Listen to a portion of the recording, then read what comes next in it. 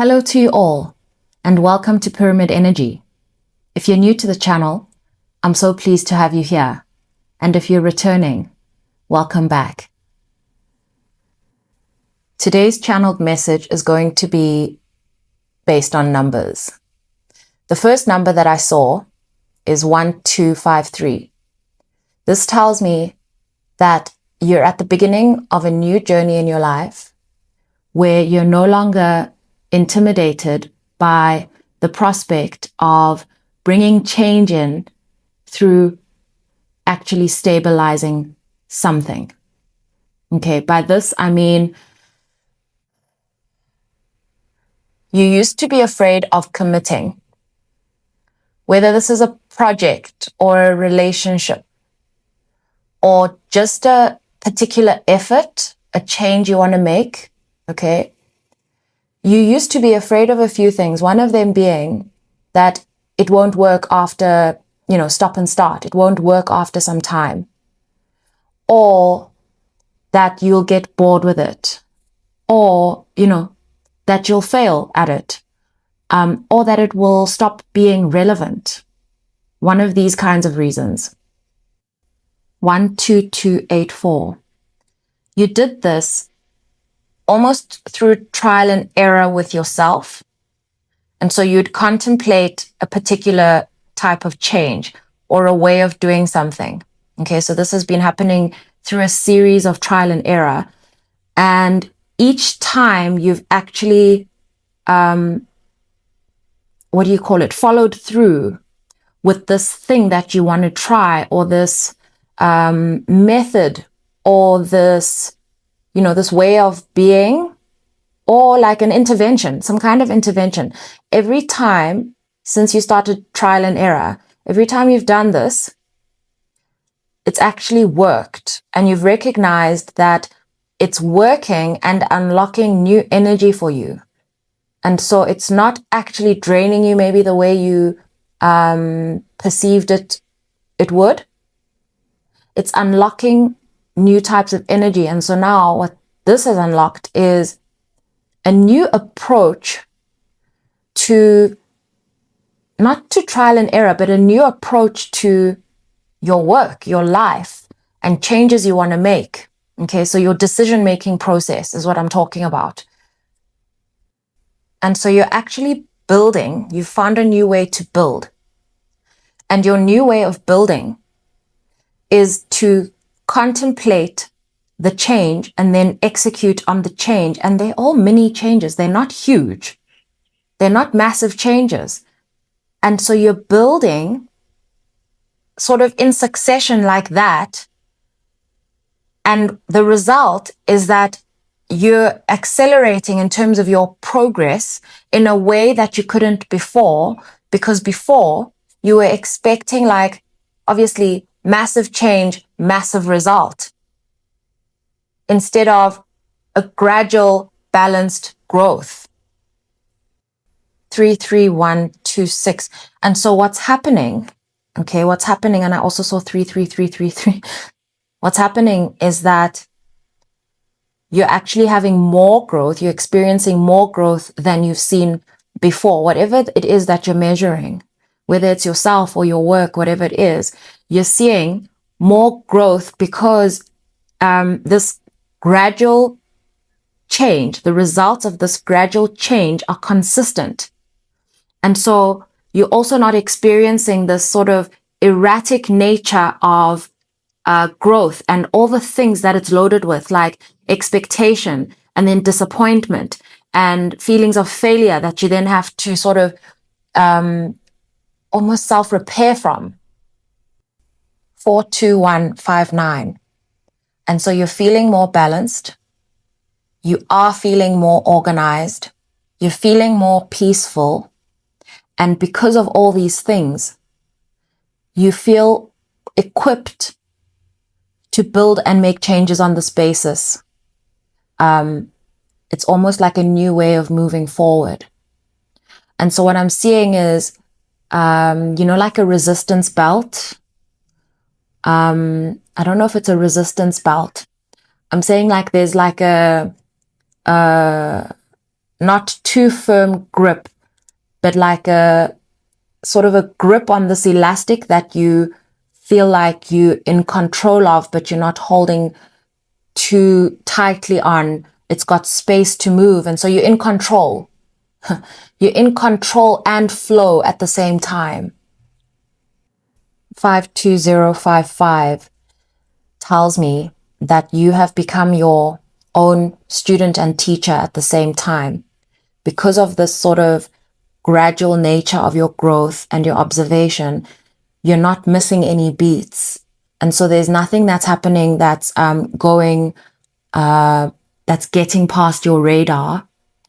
So you're able to observe your growth, learn from it, integrate as you go each step of the way without stopping. 55469. And so the only time you're actually stopping, I mean, like, let's say whatever this process is that you carry out, or this routine, or whatever you're doing, your flow, the only thing that interrupts your flow is when you stop to review what needs to change, and at that point of actually executing on the change. That's the only time you're changing. And so there's always this underlying sort of meditation of thought taking place about a change that may need to happen. And then it gradually becomes a change that does need to happen. And then that's when you actually stop and pause your process, is to organize it and then see where it's going to be integrated and take action on it. I just see that this is working very well for you. 65795. So what the effect that this is all having, okay, is that because you're in flow more often, you're actually maintaining your vibration on a more consistent basis.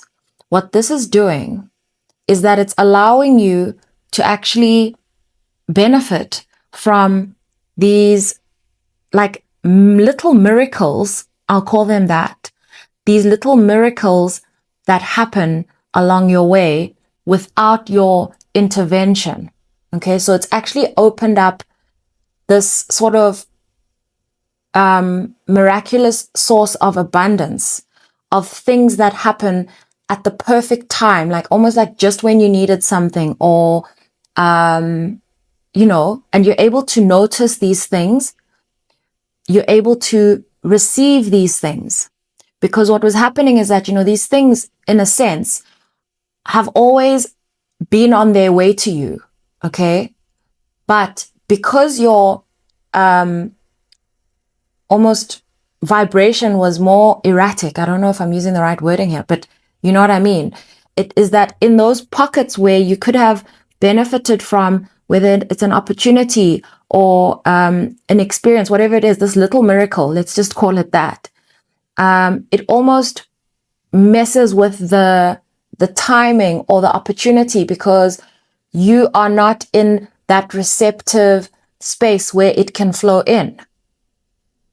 Because this is how the things flow in, is when your body is without resistance, when you are outside of expectation.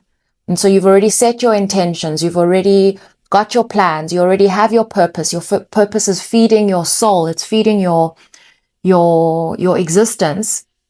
And so you are at ease, your body's at ease, your mind is at ease, you've got more energy. And so you're actually able to receive,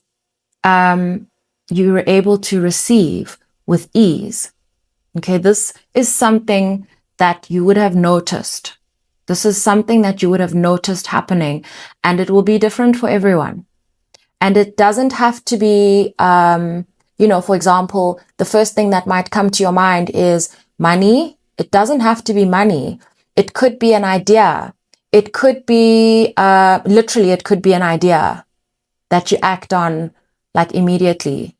Like how I was sick half of today and then sat down to do a reading because suddenly I wasn't sick, and Now I'm doing a whole reading on numbers. And I just saw 10 on the clock, 10:02, which happens to be my birthday. I'm just going to say that. Not the 2nd of October. In South Africa, we say that's the 10th of February.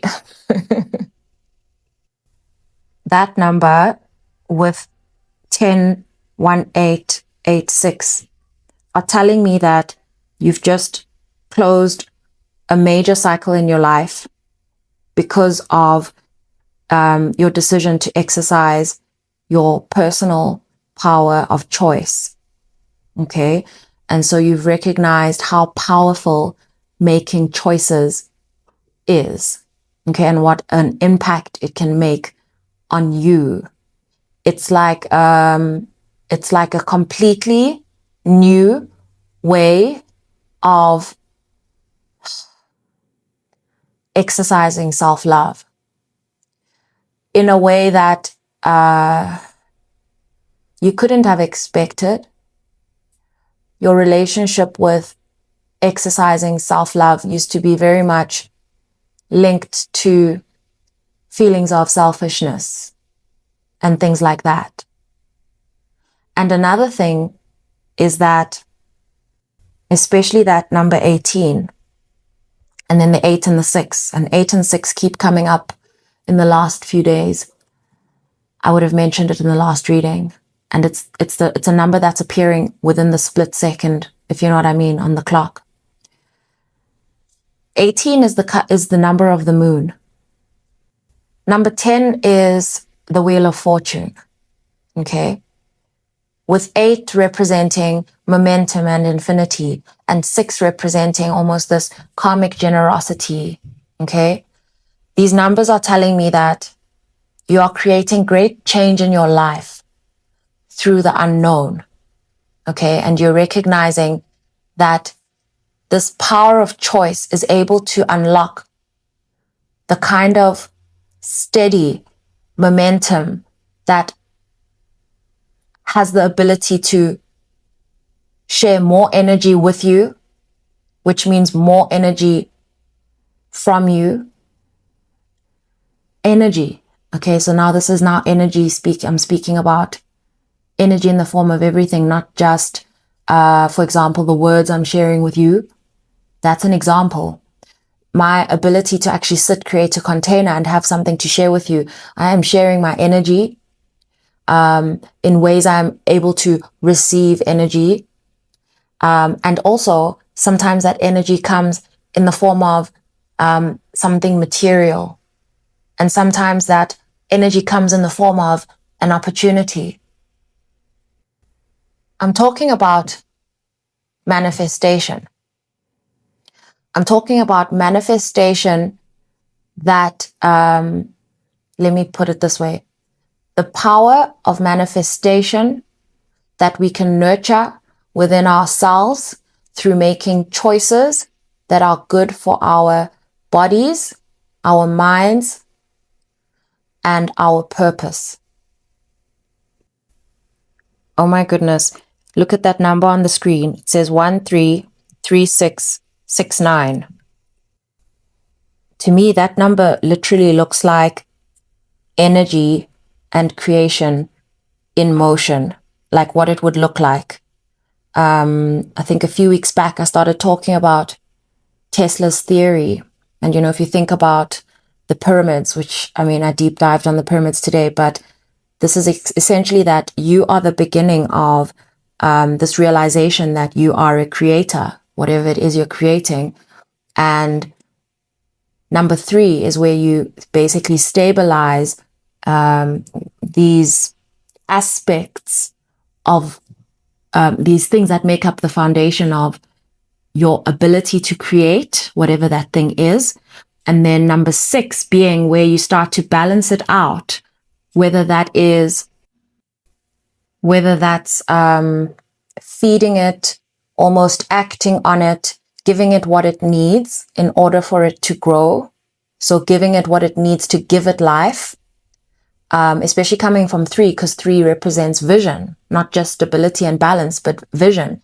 And so then 6 is where you start to balance it out. And then 9 is its materialization or its fruition. Okay, it's the manifestation brought to life. Those numbers are a confirmation of that. They're saying that in times where you encounter doubt or confusion, let this be your signal that you have new information coming in, some kind of a shift, something you need to know. That is the reason why you would find yourself feeling off balanced and coming from a steady flow, a steady pace. You will notice it, but to not obsess about it and to not regard it as a negative thing, because what it's there to do is to destabilize your point of balance in order to bring you to a new point of balance. So that is a shift taking place. And I very much see that shift as, like, I see like a sort of a little slightly inclined, upward moving sort of arrow, a short one. And so they're saying that, they're actually showing me the length in the sense that it might feel like that confusion is going to last, but it's not going to last long. If you regard it as what it is rather than how it's making you feel, then it will last for shorter. 164316. With this number, they're giving me almost like a tool for you. And what they're saying is, in these moments that we just mentioned, okay, these moments are actually going to be perspective altering. I know that from the number 16 and the tower. And they're saying that something that would actually be a great tool for you is to take note of these moments, not just mental note, to actually write them down. They're saying not a mental note because mental notes can be fleeting. They want you to write it down so that you can actually ground this perspective shift. This will accelerate growth. So what happens is that you actually write down how you felt in that moment, okay? And then once you see what was actually being unlocked, the clarity that was being brought in to shift your point of balance, take note of that as well. Ground it, write it. They want you to start matching the moment where clarity eludes you with the moment where it reaches you. They want you to start noting those two, because they're saying the more you note those two, the more narrow that gap between them will last. Wow. 181809. They're saying that this is the secret of how to build through the dark. What they're describing is like fewer interruptions. They almost showing me you before, where you were moving through the darkness, then through the light, through the darkness, through the light, through the darkness, through the light. But this aspect of your life, this thing that you're building, only comes to light after its darkness. But because of the continual nature of what you're building, they're saying, and just the nature, the gradual nature of growth that we've been talking about, they're saying that it is going to be like, it's like the tube. It's like never traveling in the light. It's always underground. That's basically what they're showing me is the tube. Like, I don't know if we can call it anything else, but the tube, the train that runs underground through London, at high speed. That's what they're showing me. Wow. Wow. So they're showing me this new mode of manifesting, and also fewer interruptions, because you are going to be more self-affirmed. So not waiting for others to affirm you and not slowing down because they have affirmed you, okay? Because sometimes we slow down to see if we want to integrate something someone else has affirmed in us. We're actually just going to keep going. You're going to just keep going. You're going to keep going. This is the secret of how you build through the dark. I pulled some cards just to close this off. I got the 5 of Swords, the High Priestess, the King of Wands, the 9 of Cups, the Knight of Discs, and Justice. These 2 major arcana that are showing up here are telling me that this is very much about bringing things into a state of not just fairness, but balance in your life, okay?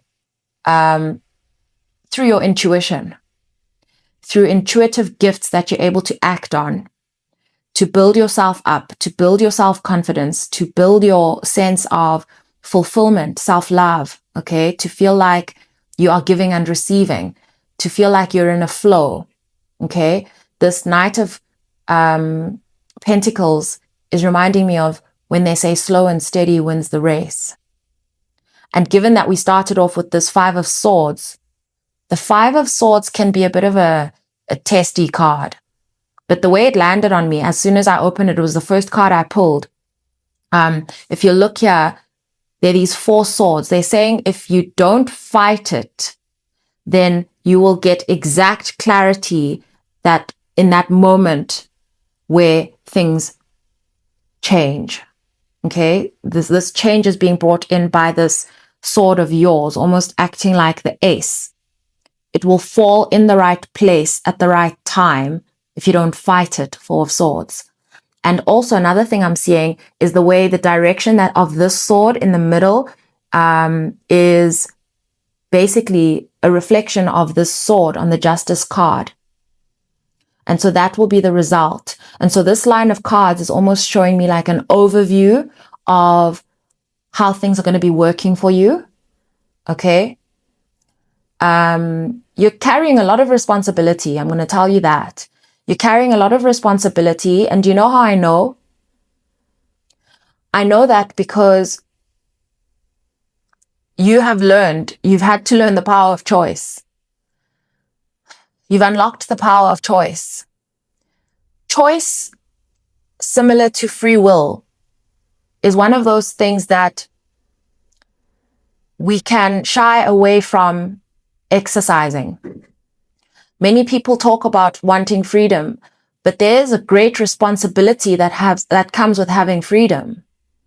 Okay? It's almost like freedom is not only a gift, it needs to be exercised, to be enjoyed, and to be expressed.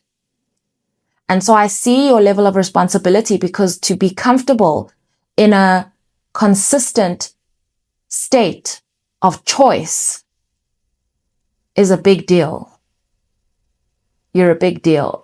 I hope you enjoyed that reading. I was just thinking about some stuff yesterday. I'm done with the reading part, but I was thinking about some stuff yesterday after posting a reading. Let me check what it's called. It's called 5 Areas of Transformation.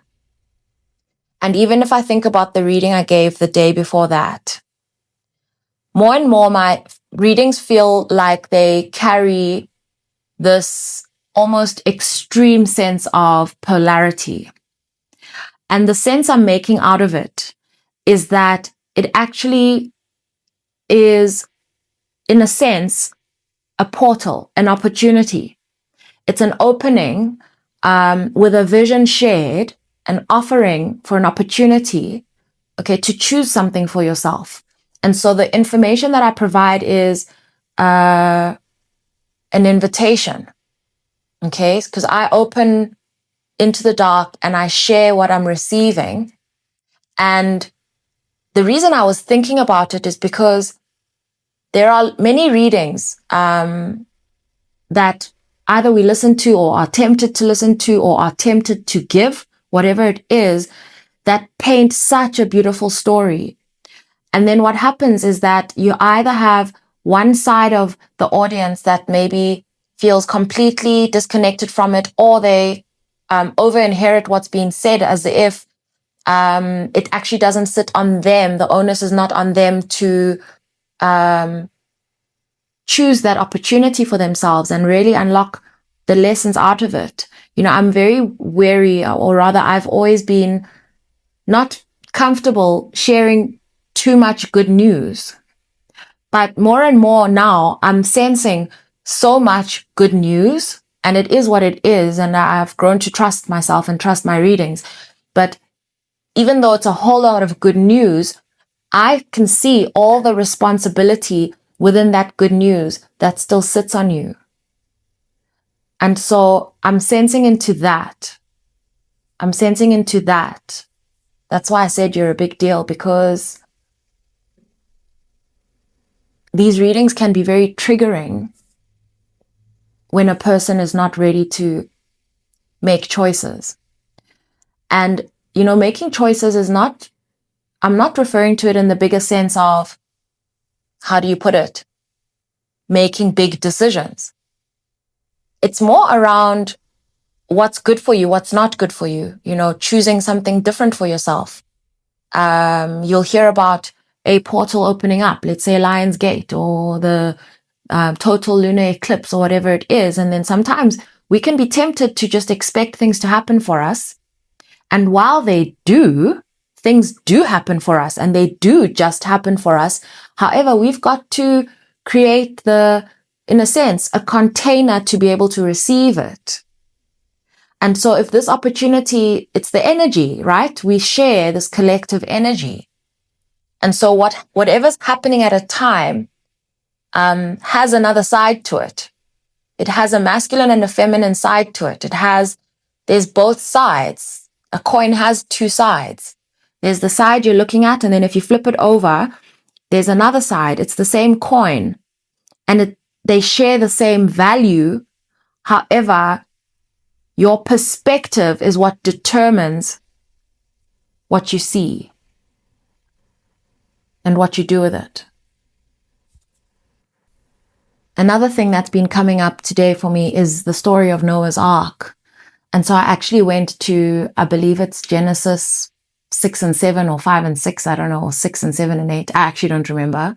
It's 2 verses, and it's the story of Noah's Ark. And I was reading into it just to see, what is it trying to say to me? What are these lessons around this craft that I'm building in the dark? What does this all mean? And the message that I got from it is that this craft that you're building, that is lasting, again, it could be your YouTube channel, it could be a book you're writing, it could be yourself, yourself that you are transforming, whatever it is that you do, your art, because we are works of art, we really are. But the lesson in it is that integration is important. To have one side of something makes it incomplete. You need the masculine and the feminine. You need the male and the female. You need the container and you need the water. You need both sides of a story to make a story complete. Okay? And to make it stand strong, and to make it last, and to allow it to withstand all elements. And it's possible. It's possible. And I'm seeing that it's possible. And I believe this is where our egos sometimes feel threatened, and why it's difficult, because this world, we are taught to only go on evidence. But once we accept ourselves as evidence, okay, if we can commit to at least doing better for ourselves, being honest with ourselves, showing up for ourselves, we see results. And then it's like, nobody can stop you. You become unstoppable. I love you all. Thank you so much for being around on this channel. Even if you've come for this one reading, or, if you saw me through my numbers, I appreciate you all. I appreciate all of your comments. I see every single one. I really do. I read them all. I just often preserve my energy so that I can get to the next reading. We are constantly in conversation. Sending you all so much love.